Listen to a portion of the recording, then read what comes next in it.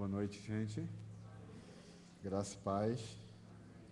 Bem, se você está nos visitando, muito obrigado por você ter vindo.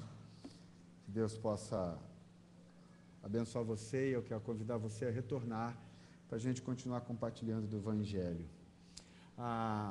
Se você também tem um filho de 2 a 11 anos, são as únicas pessoas que sairão daqui hoje, de 2 a 11 anos, você pode liberar para a escolinha dela.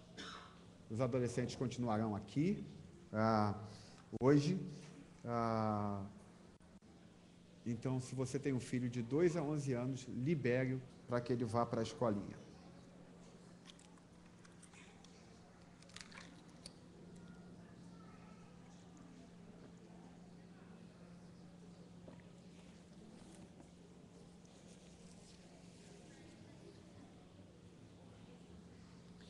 Bem, nós estamos falando sobre o tema A Fé que Surge nas Sombras.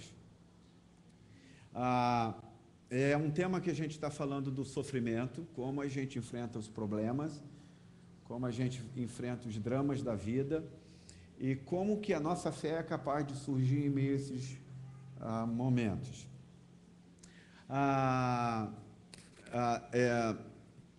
Hoje, o tema que a gente vai, o subtítulo que a gente vai tratar hoje se chama Bem-aventurado aquele que suporta a provação. Então, deixa eu explicar algo para vocês, para que vocês possam entender. Nós somos um país de 190 milhões de habitantes. De cristãos no nosso país, somos 42 milhões e 300 mil cristãos, segundo o último censo do IBGE. Desses 42 milhões de cristãos, São Gonçalo é a cidade da América Latina que tem maior quantidade de igrejas e maior quantidade de cristãos por metro quadrado. Então, a nossa cidade é a cidade que é mais povoada por cristãos. Isso, sendo feito, é capaz de a gente fazer uma análise assim. Bem, se São Gonçalo ela é a cidade que tem mais igreja por metro quadrado, então isso é sinal que o nosso índice de criminalidade vem abaixando acentuadamente. Isso não acontece. Se São Gonçalo é a cidade que tem mais números de cristãos, então a quantidade de divórcios entre cristãos e não cristãos, entre os cristãos deve ser muito mais baixo. É meio a meio. É empatado. Isso é tão sério que, esses dias eu estava lendo uma matéria, que o pastor Ed Renekiewicz, de São Paulo, falando sobre o cristianismo, ele cita São Gonçalo como o maior desalento do cristianismo. Porque nós não somos uma cidade que corresponde com aquilo que nós somos chamados de cristãos. Em parte eu concordo mesmo. Por exemplo, falar sobre sofrimento na igreja é dramático para um pastor, porque existe uma praga no nosso meio que se chama teologia da prosperidade. E que é impossível pensar que um cristão não tem por ele uma redoma que o proteja do mal. Nós, sim, somos o povo de Deus. Deus guarda o seu povo. É verdade isso.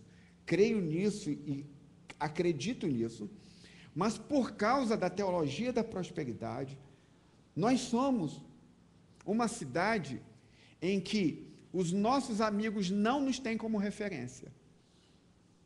Não nos têm como referência no sofrimento. Não nos têm como referência diante da internet. Não nos têm como referência nos nossos casamentos. Não nos têm como referência nas atitudes nas quais deveríamos ter.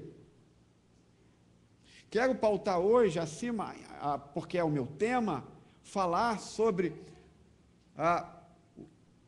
continuar falando sobre bem-aventurado e feliz aquele que suporta a provação, feliz aquele que suporta o sofrimento, para que a gente possa entender que dentro da teologia cristã, o sofrimento faz parte do cristianismo. Passar por situações difíceis faz parte do cristianismo. Viver o sofrimento faz parte do cristianismo. Então, esse slogan, pare de sofrer, não existe para o cristianismo. Não existe nem para a minha fé e nem deve existir para a sua fé. Então, a minha oração é que Tiago nos ensine como a gente lida com os nossos problemas, mas que a gente lide com fé. Como é lidar com fé? Então, eu espero que a Igreja Cristã Atos, ela saiba lidar com o sofrimento. Nós saibamos lidar quando a gente enfrenta problema. Talvez você me pergunte, pastor, você já passou por tudo? Não, eu não passei por coisas nas quais vocês já passaram. Tem gente aqui que já perdeu gente que amava muito na família. Tem gente aqui que sofre doenças inimagináveis nas quais eu não suporto. Então eu não tenho a dimensão e nem a autoridade de falar sobre isso quando eu falo no sentido de experiências. Entretanto, a fé cristã, ela é uma fé que sabe lidar com o sofrimento como ninguém. Nenhuma outra religião, nenhuma outra fé é capaz de lidar com o sofrimento como o cristianismo é, ou como ele é capaz. E para nós, lidar com o sofrimento não nos faz abaixar a cabeça e sairmos tremendo de medo com as questões da vida, mas sim, é sempre nos pôr de pé, porque nós estamos aqui diante daquele que nos sustenta, que é o dono da nossa vida. Então, a minha oração é que quando a gente lide com o sofrimento, a gente não venha me dizer que nós somos imunes ao mal. Nós não somos imunes ao mal.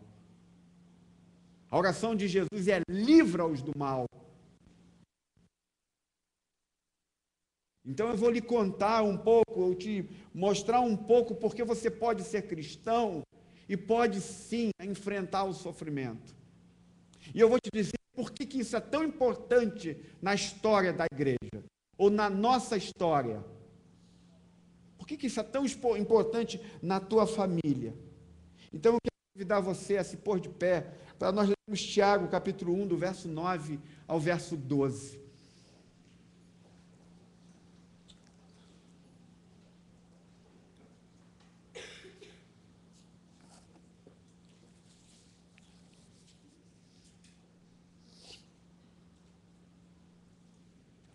Eu vou ler os versos ímpares, eu peço que vocês leiam os versos pares. Irmãos, de condição humilde, deve orgulhar-se quando estiver em elevada posição.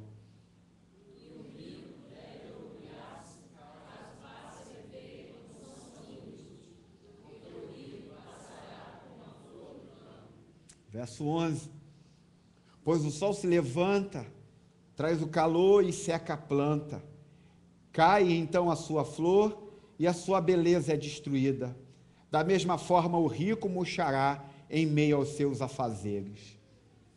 Feliz é o homem que persevera na provação, porque depois de aprovado receberá a coroa da vida que Deus prometeu aos que amam. Vamos ler de novo o verso 12. Feliz é o homem que persevera na provação, porque depois de aprovado receberá a coroa da vida que Deus prometeu aos que o amam. Vamos orar. Pai querido, ajuda-me a prestar a Ti culto com a minha mensagem, com a pregação da Tua palavra, que ao expô-la, o Teu Espírito possa conduzir o nosso coração em arrependimento. em arrependimento se nós não estamos sabendo lidar com o sofrimento de forma legítima, real, cristã. Em arrependimento se nós estamos conduzindo a nossa vida, quando lidamos com a dor, com as provações na nossa vida, de forma que possa envergonhar a nossa fé em Ti.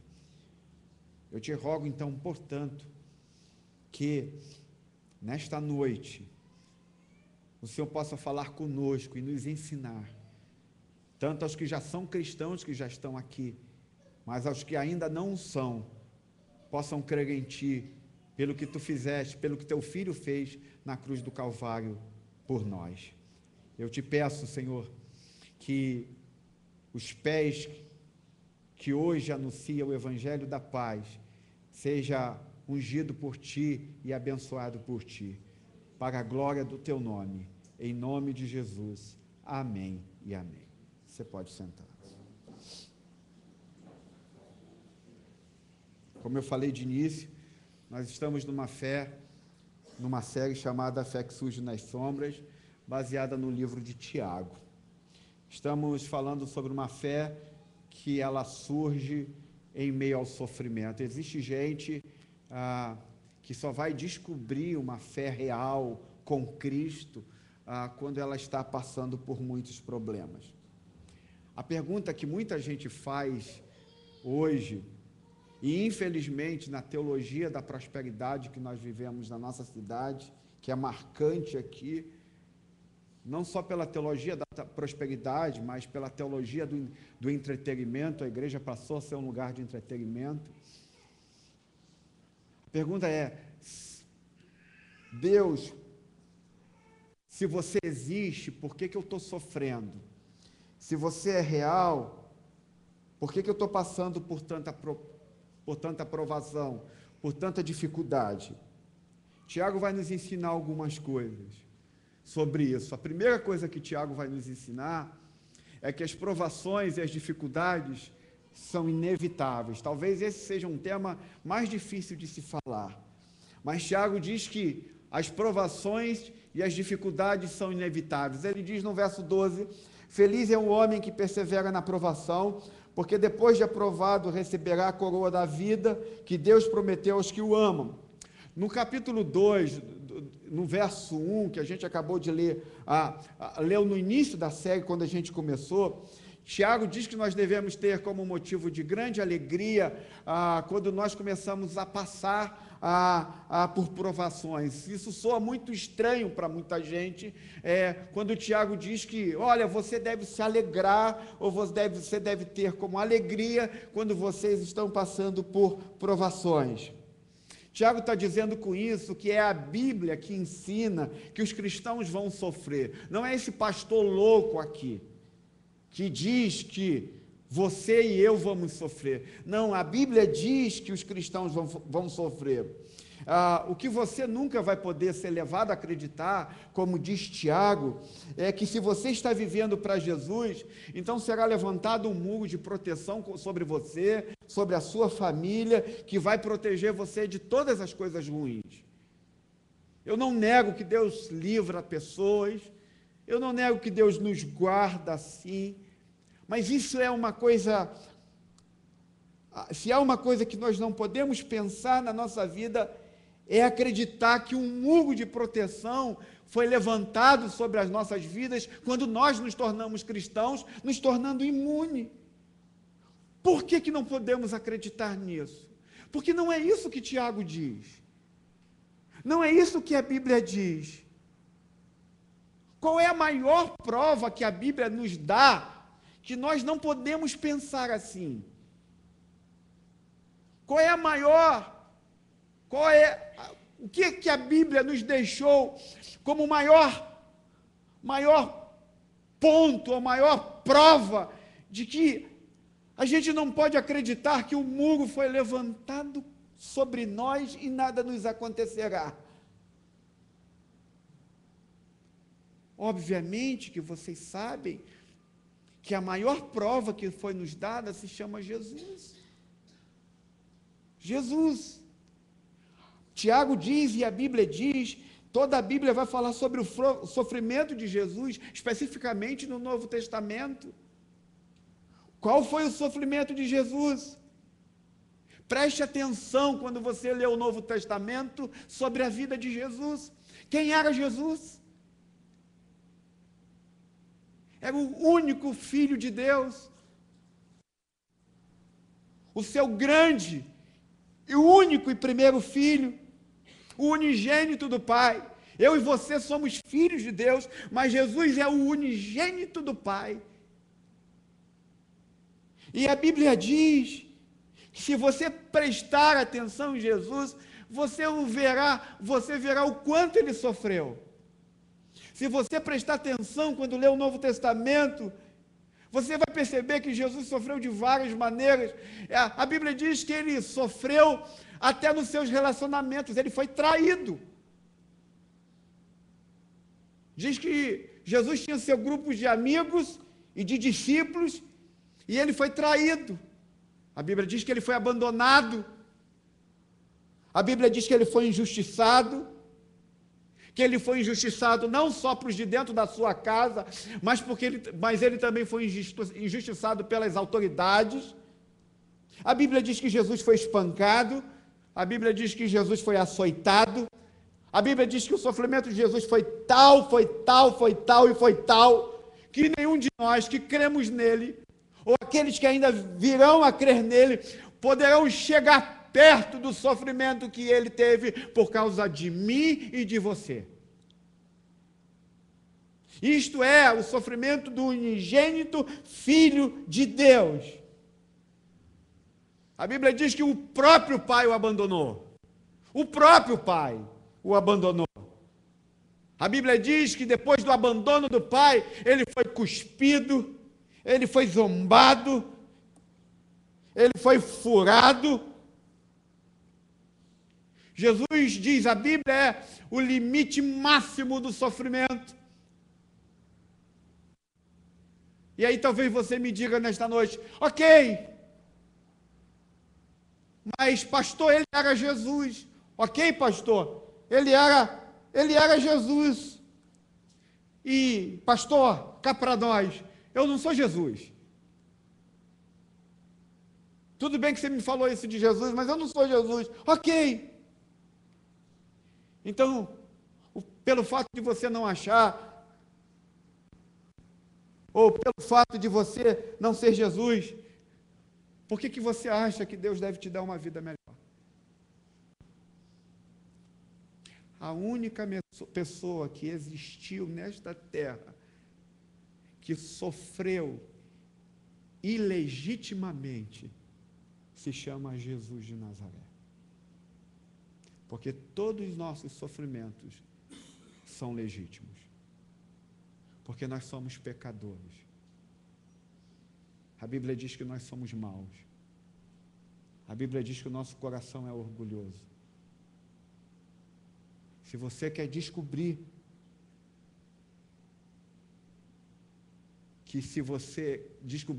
quem foi a única pessoa que sofreu ilegalmente nessa terra, essa pessoa se chama de Jesus.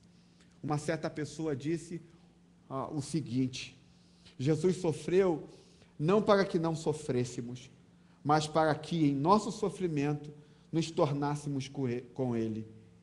Então, a Bíblia diz, e Tiago está dizendo, gente, não há imunidade para nós. Não há imunidade. Não há imunidade para mim. Eu tenho um amigo aqui não nesta igreja, é um pastor, amigo do irmão Jefferson, da família do irmão Jefferson, que é o pastor Mauro, ele é de uma igreja batista em Niterói, e ele está tendo o seu corpo sendo paralisado completamente. Ama a Cristo, não retrocede de jeito nenhum essa enfermidade. Pastor Mauro Israel Moreira, que era da igreja batista de São Gonçalo, teve um tumor no cérebro aos 50 e poucos anos de idade. Minha esposa teve um tumor no cérebro. Deus a livrou pela graça.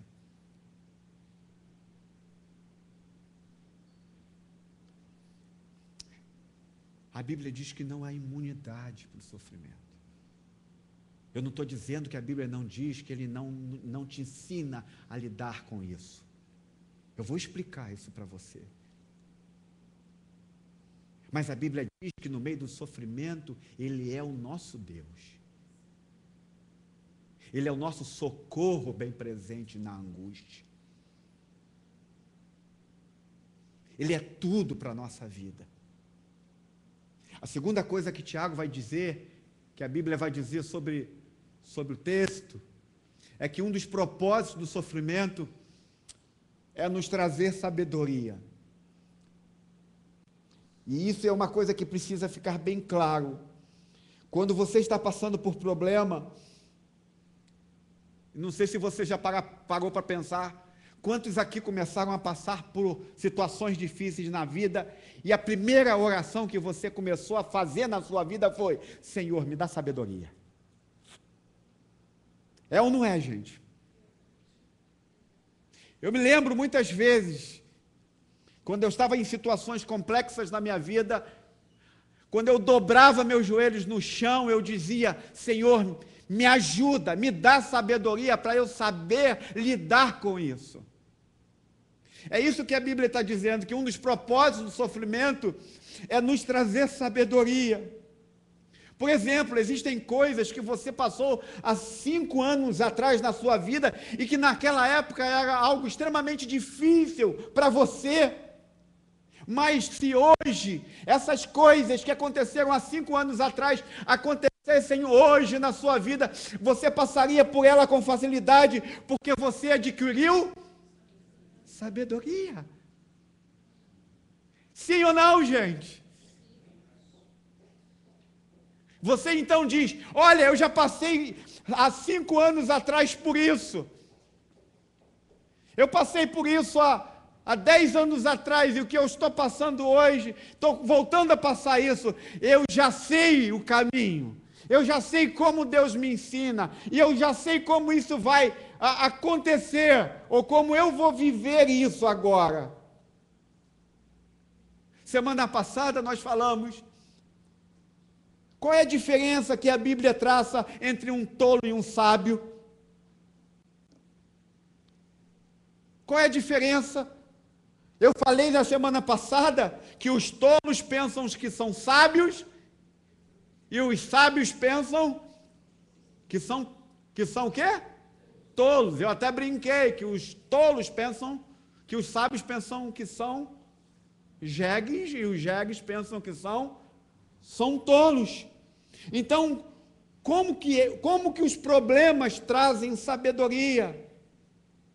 Como os problemas trazem sabedoria na nossa vida? Deixa eu explicar uma coisa. Cada um de nós aqui representa um tipo de temperamento. A gente vai definir pelo menos qual é o grande problema na nossa vida. Que todos nós aqui temos temperamentos diferentes. E temperamentos diferentes têm maneiras de lidar com problemas de maneiras diferentes.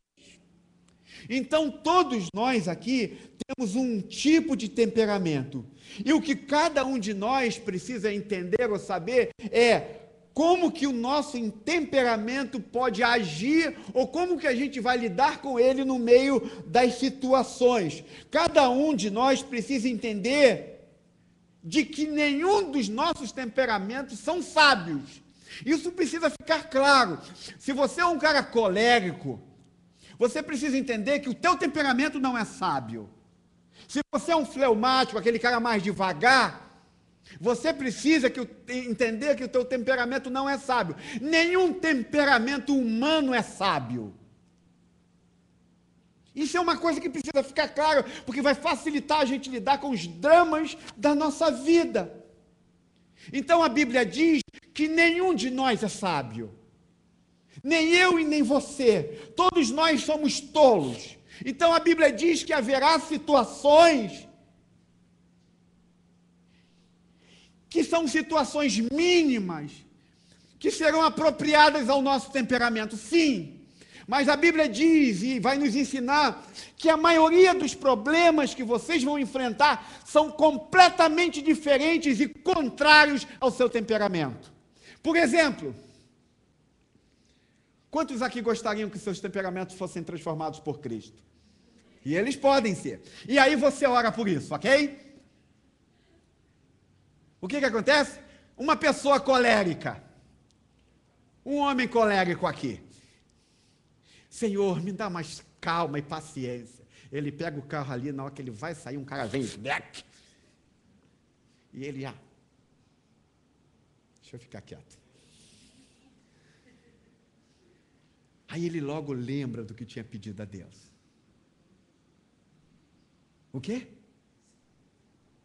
Por quê? Porque nenhum dos nossos temperamentos são sábios. Nenhum dos nossos. Então, todos nós somos tolos. É raro Deus te colocar, Deus permitir que você passe por uma aprovação onde o teu temperamento se conecte acertadamente com aquilo que você está passando. Então, o que Deus faz conosco? Que normalmente nós enfrentamos coisas que são inadequadas ao nosso temperamento, inadequadas à nossa forma de ver as coisas. E isto é, normalmente nós não temos as respostas certas para lidar com as coisas nas quais nós estamos vivendo. Normalmente nós não temos. Então, como é que a gente aprende a ser sábio? Porque é isso que a gente está aprendendo. Que os problemas, que um dos propósitos do sofrimento é nos trazer sabedoria. Como é que a gente pode aprender a ser sábio?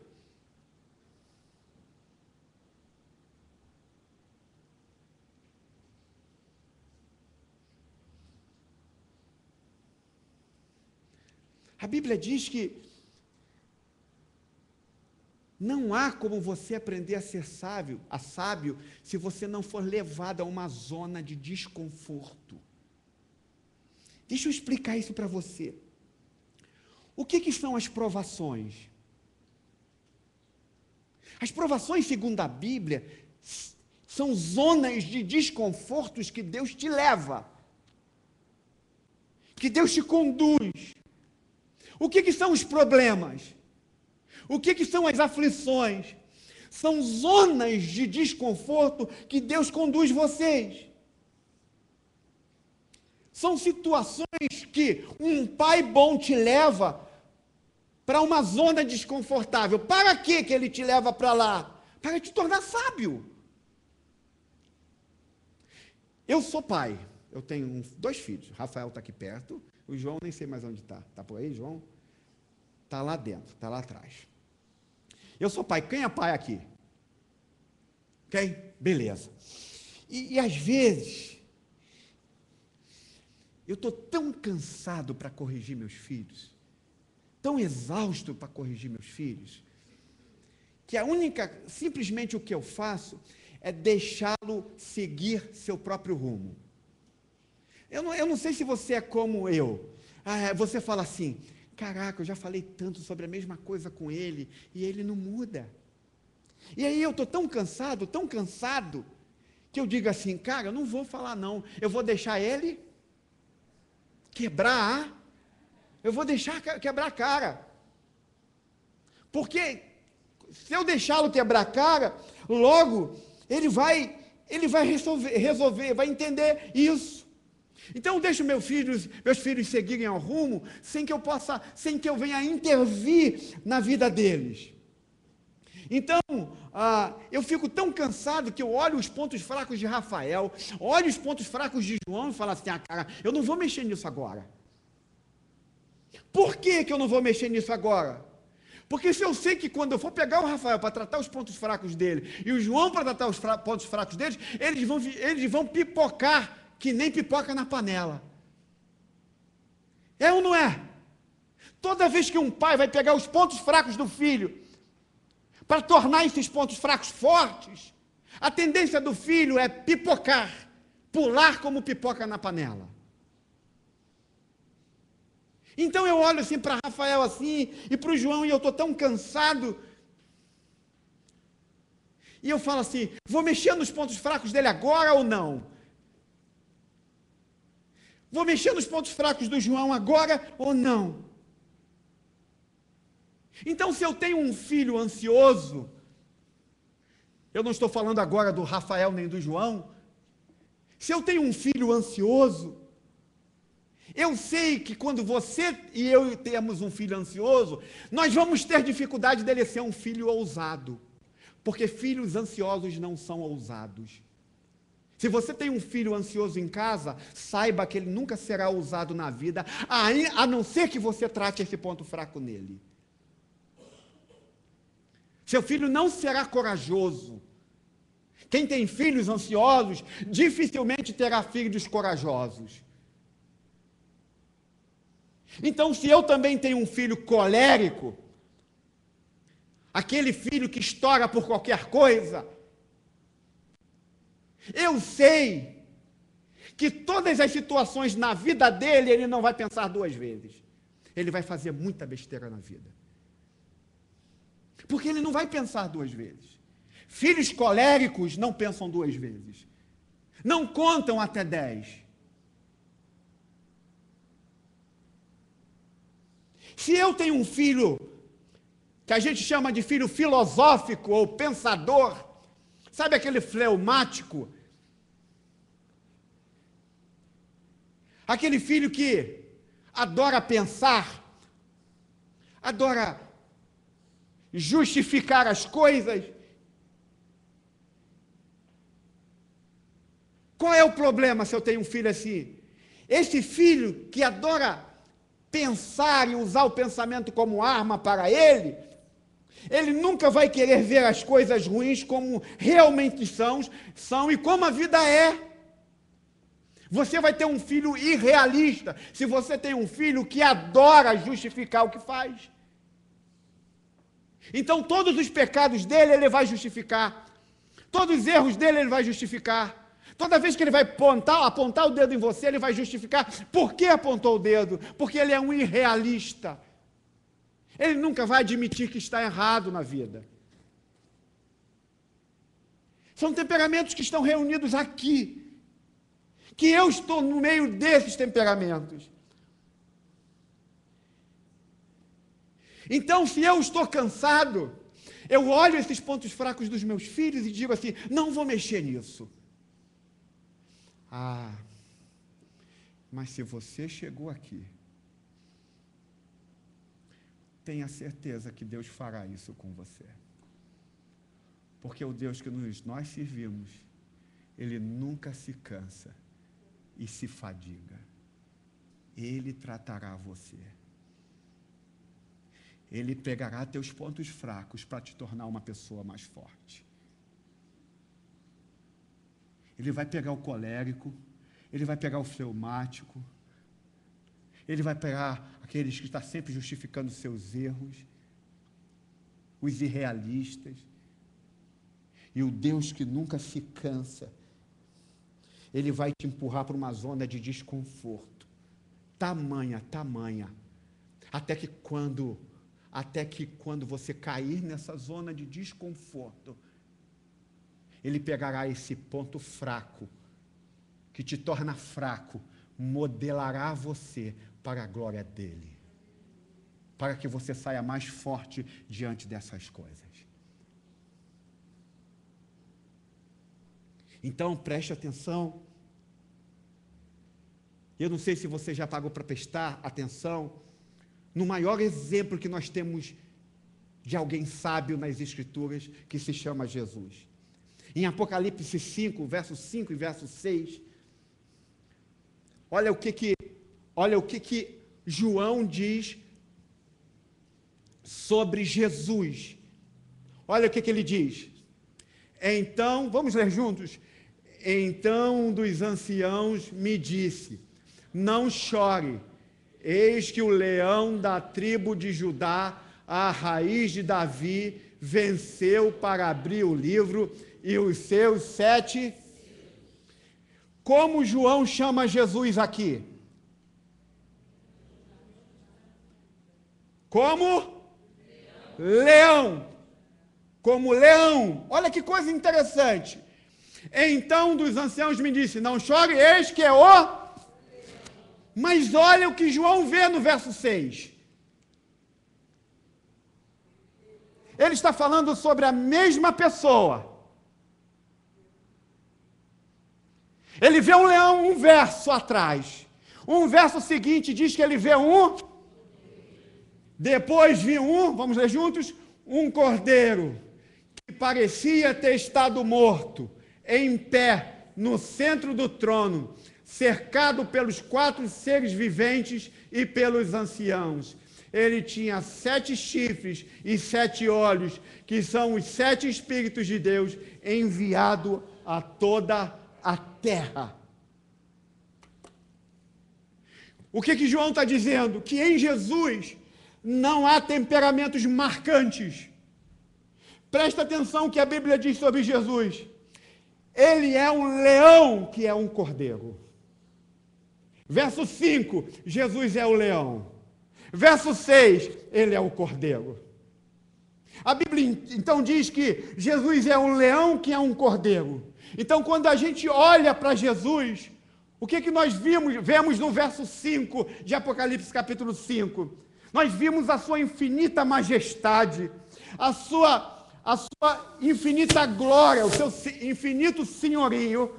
Mas diz no verso 6 que quando nós olhamos para Jesus no verso 6, nós vemos em Jesus uma espantosa mansidão.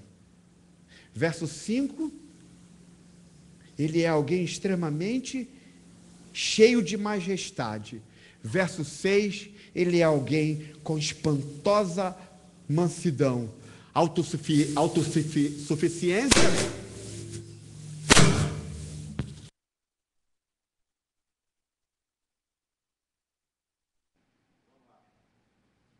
Timer, ok. Então, olha o que ele diz. Se por um lado Jesus, João diz, ele tem uma autossuficiência absoluta, porque ele é o leão. No verso 6 diz que ele tem uma dependência completa, porque ele é o cordeiro. Então, a Bíblia diz que Jesus é um leão que é um cordeiro, e ele é um cordeiro que é um leão. Então, a Bíblia diz o seguinte, que quando nós enfrentamos problemas, todos nós somos cordeiros. Preste atenção. O que isso quer nos dizer? Que quando nós enfrentamos dramas na vida, nós somos como cordeiros. Por quê?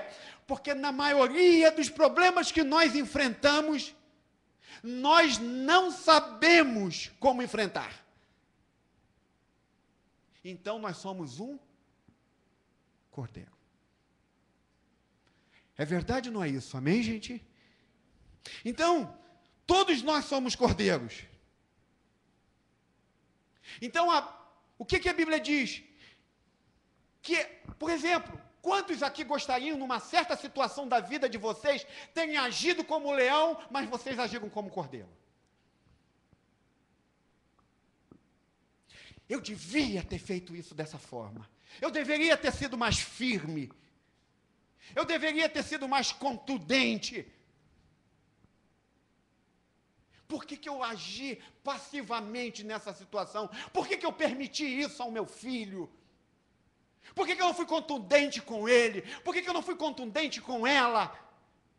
Por que eu me calei? Então a Bíblia diz que na maioria dos nossos problemas, nós somos como cordeiros. Isto é, nós não enfrentamos a vida como deveríamos enfrentar.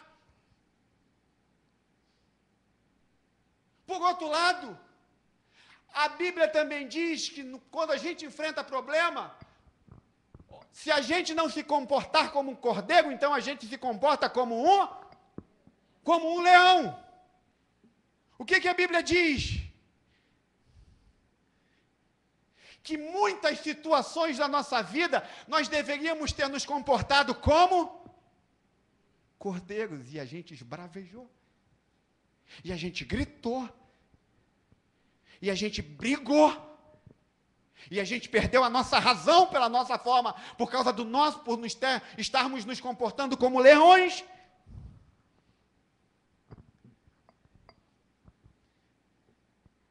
Mas olha que coisa fascinante nós temos diante disso. Se nós, ora somos cordeiros, ora somos leões quando nós enfrentamos os problemas, a Bíblia diz que em Jesus estão escondidos todos os tesouros de sabedoria e de conhecimento. Nele nós temos todas as coisas. Então, em certo sentido, o Jesus encarnado não tinha temperamento. Em certo sentido, ele não era dominado por nenhum temperamento. A Bíblia diz que Jesus era sábio.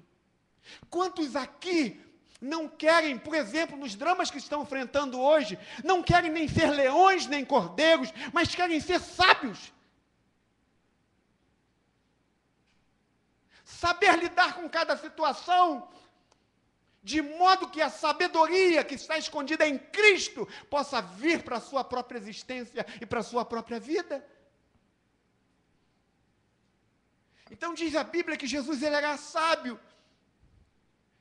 E a Bíblia diz que Jesus foi o que mais sofreu. E a Bíblia diz que essas coisas estão sempre juntas. Sofrimento com sabedoria anda junto. Normalmente, pessoas que sofrem muito adquirem muita sabedoria. E a Bíblia diz que no nosso sofrimento nós estamos nos tornando como Ele. Os cristãos creem nisso. Que quando nós estamos passando por provações, por dificuldades, há algo que está acontecendo em nossa alma, nós estamos sendo transformados à imagem dEle. E isso é ruim. E isso é trágico para mim e você. Ser parecido com Cristo nos torna... É ruim para nós.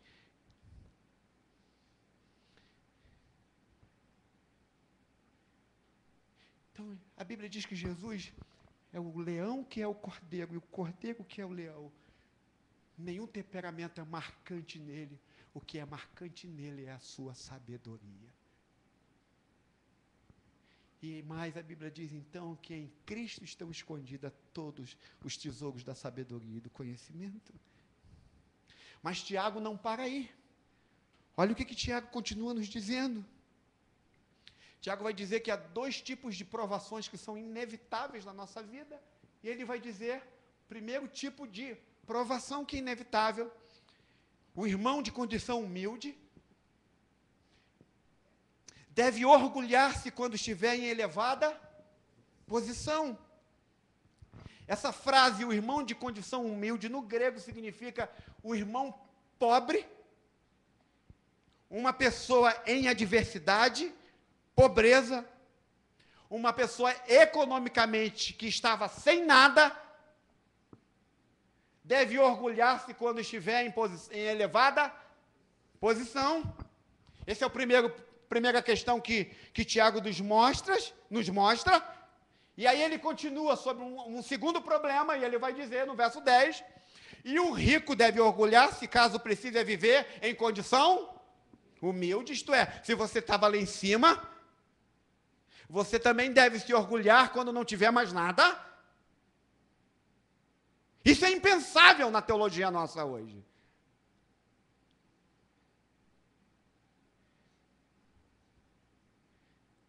E olha o que Tiago diz.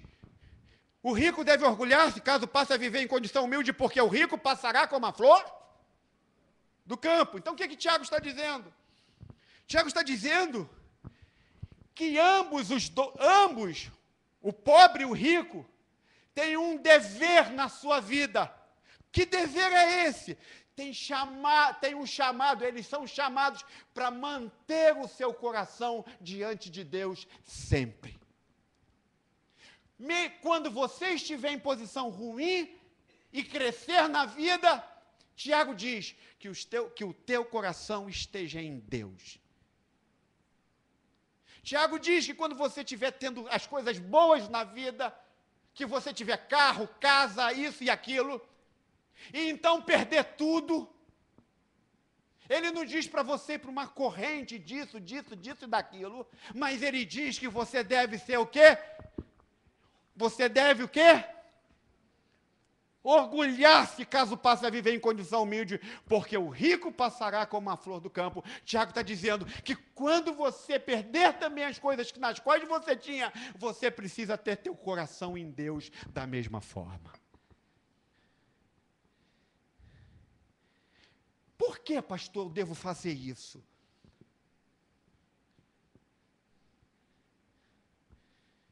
Tiago diz que quando você está passando por problemas,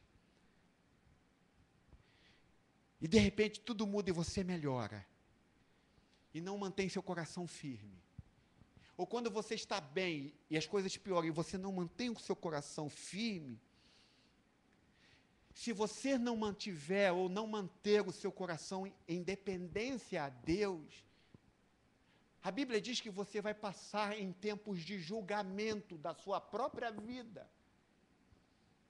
Preste atenção. A Bíblia diz que se você não tiver cuidado com esse momento na sua vida, você pode cair em problemas espirituais terríveis. Porque para você o que importa é estar sempre bem. E nunca aceitar que um Deus eterno possa te tocar e me tocar para pegar os meus pontos mais fracos e torná-lo em fortes para a glória dele. Então Tiago diz, por que deve ser assim? Por que você deve tomar cuidado? Aí ele diz, pois o sol se levanta, traz o calor e seca a planta. Cai então a sua flor e a sua beleza é destruída. Da mesma forma, o rico murchará em meio aos seus afazeres. Tiago então diz que quando as coisas estão indo muito bem, é comum não enxergarmos os problemas da nossa vida. É isso que Tiago está dizendo. Quando as coisas estão indo excelentemente, ou de maneira maravilhosa na nossa vida, a gente tem dificuldade de enxergar o que pode acontecer conosco. A gente tem dificuldade de enxergar que a gente é como uma flor do campo. A gente tem dificuldade de enxergar que nós secamos como a planta. A gente tem dificuldade de enxergar o quanto nós somos frágeis. Que o que Deus nos deu apenas é um presente. O que Ele vai nos dar, ou tem nos dado, é um presente. Então, Tiago diz que se você não toma cuidado com isso, quando você perde essas coisas, você também desaba, você perde o rumo. Por quê? Porque você quer correr atrás de ter sempre aquilo que sempre teve. Aí Tiago diz, você tende a ruir com as coisas, porque cai então a sua flor e a sua beleza é destruída. Tiago diz que quanto mais você tem, você acha que sua vida está bombando, está isso e aquilo. E Tiago diz, isso é um grande perigo. Você está perdendo o seu coração e você sabe que essas coisas um dia vão desaparecer. Um dia elas vão. Raramente eu leio... Alguém aqui costuma ler aqueles tabloides de celebridades? E eu às vezes dou uma olhadinha lá na internet, no Facebook, sempre aparecem umas doideiras dessas. Mas esses dias, um tempo atrás, uma das coisas que você vê mais comum nos artistas é quando eles saem da TV. Você já viu quando o artista é tirado de uma novela, ou tirado disso? Então, aqui no Brasil, recentemente uma artista disse assim, não há coisa pior, artistas entrando em depressão, porque foram tiradas da grade de novelas da Globo. Foram colocadas em coisas que não dão muita audiência. E os tabloides dizem que essas pessoas começam a entrar em depressão porque elas não aparecem mais na TV.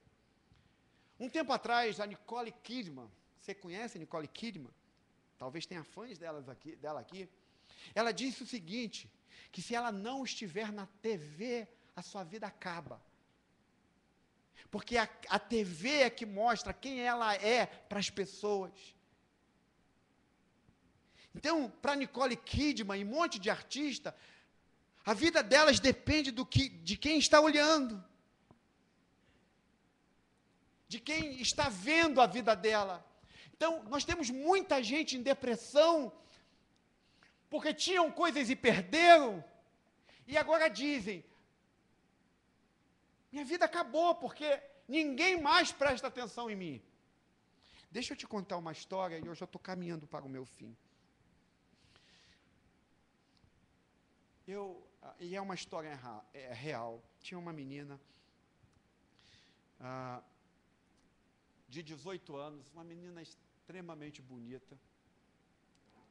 Ela era uma cristã, uma jovem como uma das nossas jovens que nós temos aqui na igreja. E ela tinha 18 anos de idade, ela era cristã, ela amava Jesus. E quando estava com 18 anos, ela, como muitas jovens são assim, ela está saindo do seu colégio e tinha uma escadaria para descer, ela desce na escadaria e ela cai dessa escada. Nada que fosse dramático na sua queda, ela simplesmente caiu. Quando ela cai, ela tem dificuldade de se levantar, as pernas dela está totalmente trêmula e ela quase não consegue ficar de pé. Essa menina estava no ensino médio, terminando o ensino médio, com seus 18 anos de idade. Então, era uma menina que que conhecia muita gente, que muita gente conhecia ela. Então, ela se levanta com dificuldade, depois da queda, porque não foi algo tão grave, e vai para casa. Mesmo com as pernas dormentes, ela está indo para casa. Ela vai dormir um pouco, porque ela achou que as pernas ficaram muito trêmulas.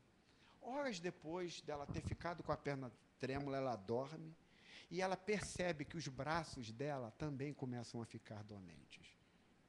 E não só agora mais as pernas, mas os seus braços também começam a ficar dormentes. E ela então vai ao médico rapidamente. O médico, de início, achou que foi apenas a situação dela e voltou para casa.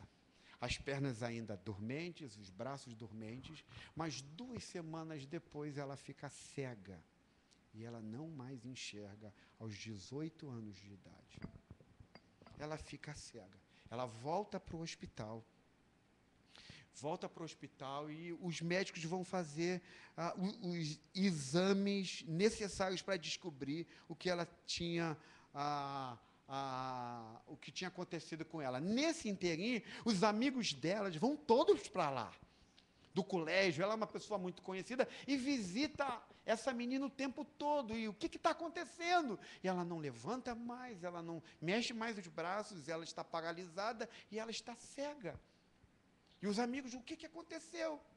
Os médicos fazem os exames, e chega para ela e diz o seguinte: você tem uma doença muito grave e ela está em estágio muito avançado, você tem esclerose múltipla e você vai viver uma vida vegetativa a partir de agora.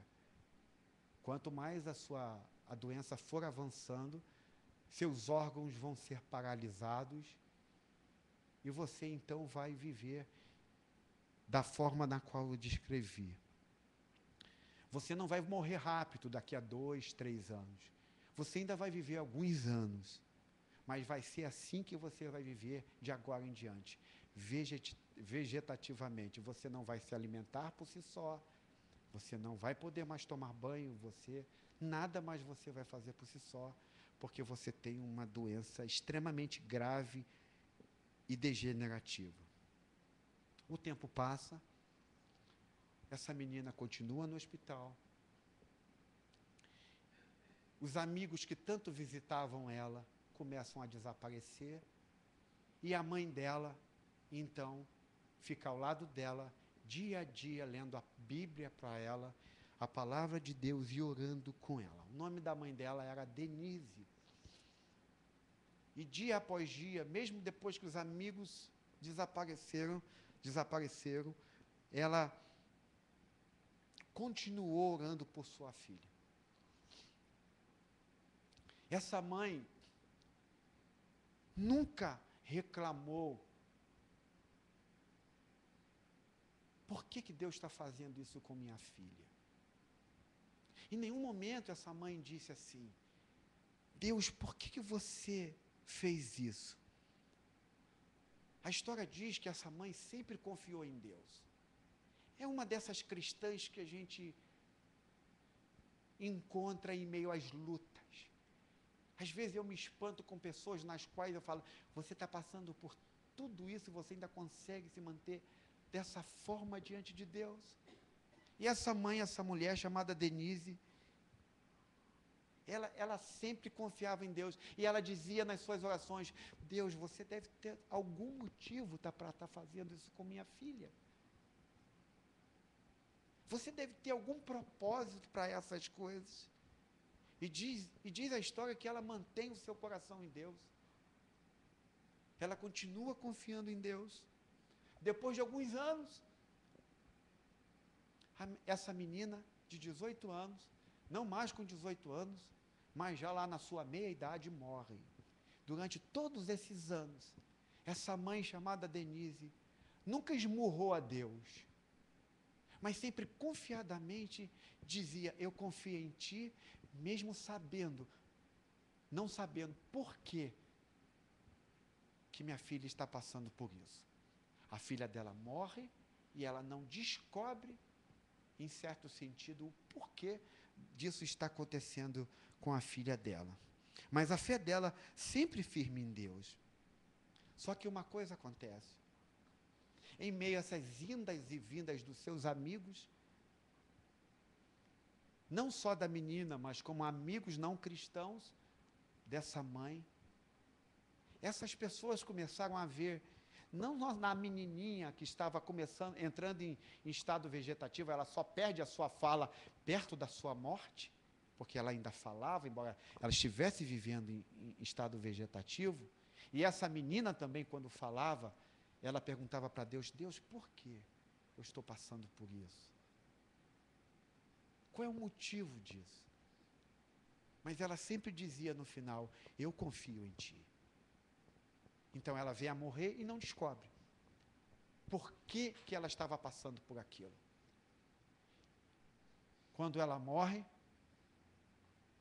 esses amigos não cristãos que estavam visitando a ela, que se tornaram raras essas visitas, mas que alguns ainda não viam, quando olharam para a vida dessa menina de 18 anos, enfrentar a vida como enfrentou durante anos, e olhavam para a mãe dessa menina da mesma maneira, muitos desses amigos delas, nas quais vinham, entregaram a sua vida a Jesus pelo testemunho de confiança que essa menina e essa mãe deram para eles diante de Jesus. Diz a história que muitos dos seus amigos creram em Cristo tão somente porque viram como alguém passando pelo que está passando pode continuar dizendo: eu confio em ti. Como alguém vivendo o que está vivendo pode dizer: Deus, tu ainda é o meu Deus, e a minha vida está firmada em ti. Muitas pessoas, então, alguns amigos se converteram. E quando, mesmo sem essa menina descobrir o propósito da sua morte, a história diz que por causa da conversão dessas pessoas, por causa da vida delas, muitas pessoas se converteram. E olha qual é o valor que a Bíblia dá a alguém que se converte. Em Lucas capítulo 15, verso 10, diz assim: eu digo que, da mesma forma, a alegria na presença dos anjos de Deus. Você pode ler comigo?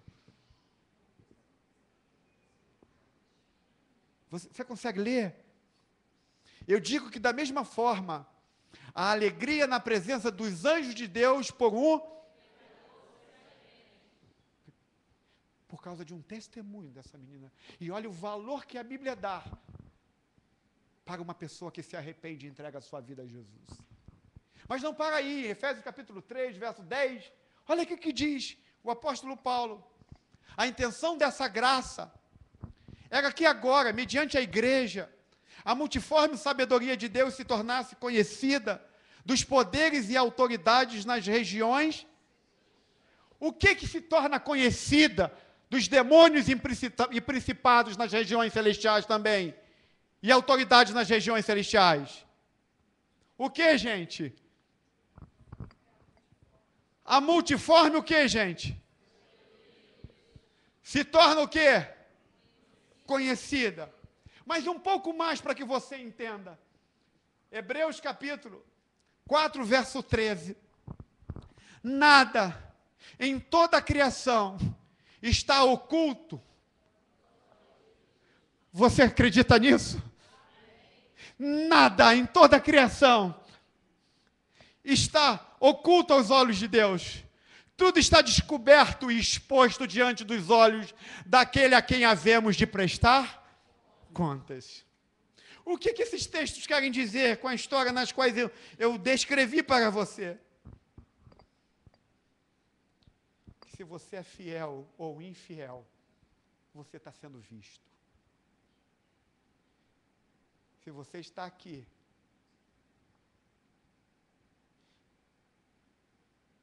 e por causa do seu sofrimento você está sendo infiel,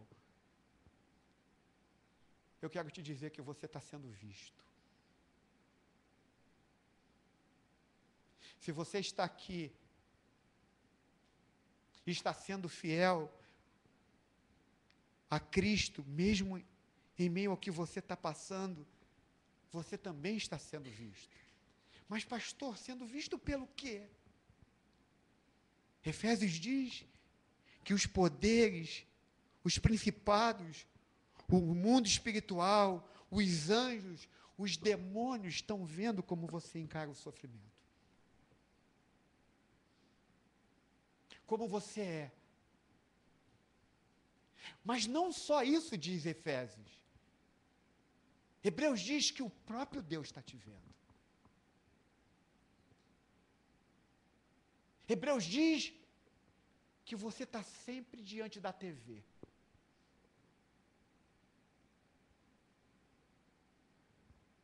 Hebreus diz que não só suas ações estão sendo vistas por Deus, mas os seus pensamentos também. O seu coração. Nesse exato momento que você estiver pensando, Ele está vendo. Ah, você não passou pelo que eu passei. Ele está vendo, ouvindo o teu pensamento. Então a Bíblia diz, eu não sei se você lembra, a gente tem como referência o Big Brother, mas Deus é aquele que vê, está vendo tudo na sua vida. Imagine então, tudo que você faz, tudo que você tem pensado com sua vida, tudo que você tem dito, fosse transmitido para bilhões de pessoas neste exato momento. Deixa eu te fazer uma pergunta. Se bilhões de pessoas estivessem vendo a sua vida passar diante da TV, a sua vida faria alguma diferença?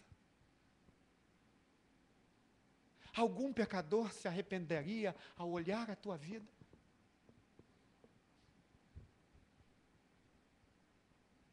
Tudo que você tem feito tem sido significativo? As suas ações, os seus pensamentos, as suas atitudes diante do sofrimento, se você tivesse sendo passado para bilhões de pessoas, como diz o texto que nós lemos, a Bíblia diz que principados, potestades, dominadores estão vendo tudo. O próprio Deus está vendo o que você está fazendo. Então deixa eu te perguntar, se você estivesse num Big Brother hoje, transmissão por todo mundo, Se todo mundo estivesse sabendo o que você estivesse pensando, se todo mundo estivesse vendo as suas ações, se todo mundo pudesse ter acesso ao teu coração, a sua vida faria alguma diferença? Pense um pouco sobre isso nesta noite. Pergunte a si mesmo: a minha vida tem feito diferença? A minha vida tem feito diferença? Porque olha só uma coisa, e eu estou terminando o verso 12. Feliz é o homem que persevera onde, gente? Porque depois de aprovado, ele vai receber o quê? A coroa que Deus prometeu aos que o amam. Então, eu não sei se você está entendendo o que eu estou pregando hoje, mas a pessoa que suporta a aprovação vai receber um prêmio. Que prêmio é esse, pastor? A coroa da vida. Isso é pouco? A coroa da vida. Alguém está vendo o que você faz. As coisas que você faz.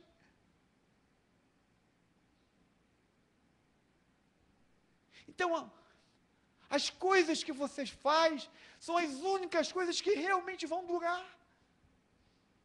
Então, a Bíblia diz que quando cremos em Jesus, a pessoa velha morre e uma nova pessoa nasce. E a Bíblia diz que essa pessoa nova que nasce, que vai durar para sempre. Essa pessoa nova que nasce é que vai ter vida eterna para sempre. Então esse é o problema da prosperidade. É que a prosperidade vai desaparecer. Mas a nova pessoa durará para sempre. Então, qual deve ser a nossa resposta em meio ao sofrimento?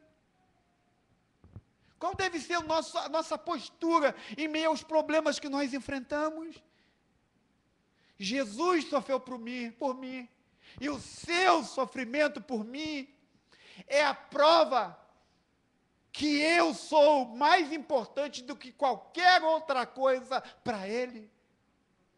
Se Jesus morreu por mim, por você, Ele está dizendo que na cruz não há ninguém mais importante abaixo de Deus do que você. Porque Ele morreu e sofreu por mim e por você. Nós estamos em épocas de férias. Julho está começando. Quer dizer, metade de julho. E você vai a uma praia. Você pode ir a algum lugar bonito e belo.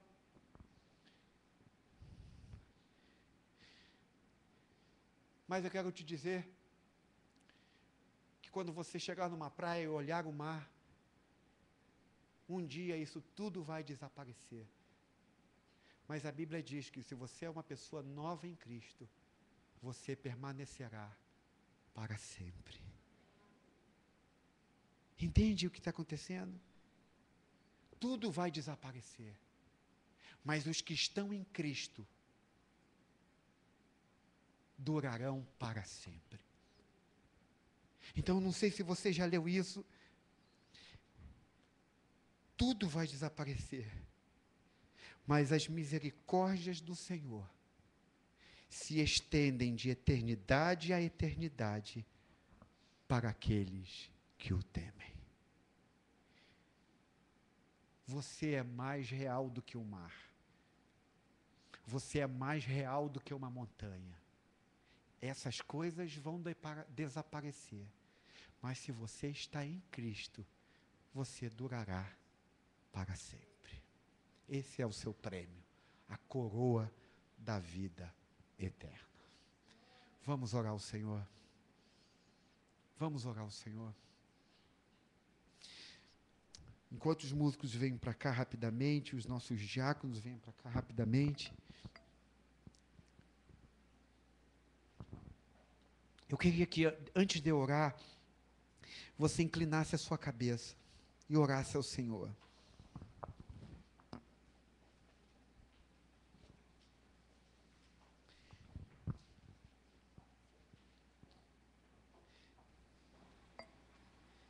gostaria que você pensasse sobre isso que eu acabei de conversar com vocês.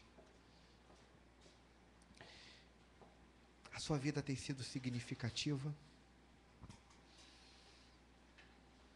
A minha vida tem sido significativa?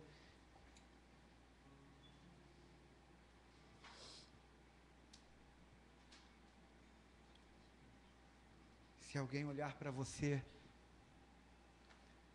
a sua vida pode ser um exemplo de que alguém que confia plenamente em Cristo.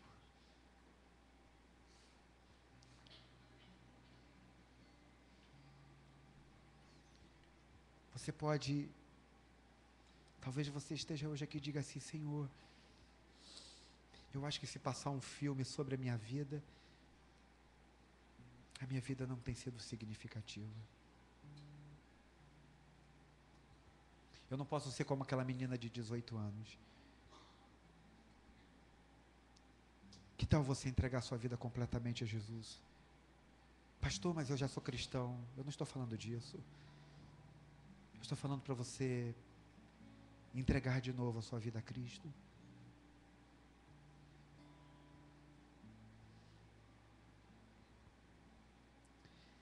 Ore ao Senhor.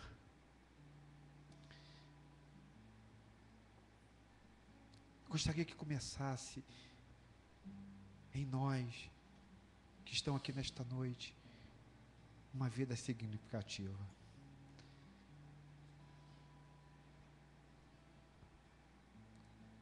Sabe, a coisa mais terrível para um pastor de uma cidade é ouvir que em todas as análises coerentes, de pessoas inteligentes, dizer que a nossa cidade, o cristianismo faz mais mal do que bem.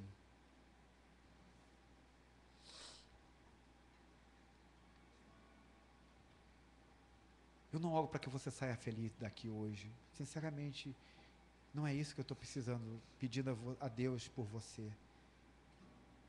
Mas que eu e você saiamos daqui arrependidos. Que a gente possa sair daqui pedindo a Deus uma vida significativa. Que a nossa vida realmente possa dizer que em meio ao sofrimento, Cristo é tudo.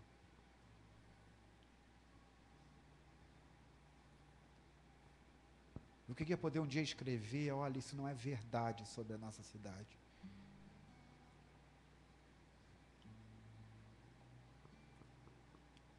Que tal você dizer como a menina de 18 anos: Pai, eu confio em Ti. Eu sei que você tem um propósito para tudo isso. Você pode entregar sua vida completamente a Jesus. Você pode, nesta noite, dizer: Senhor, acho que o Senhor está querendo tratar meus pontos fracos e eu não estou percebendo isso. E eu estou relutando. Você é um pai que quer me tratar como um filho e eu não estou me comportando como um filho. Ore ao Senhor, peça isso a Ele hoje. Pai, por favor, nos ajude a enxergar os nossos problemas. Nos mostre o que é real e o que é temporário, Senhor. Por favor. Ensina-nos a guardar o nosso coração para aquilo que é duradouro e real, a coroa. É para isso que nós estamos querendo ir avante, em busca da coroa que está nos reservada.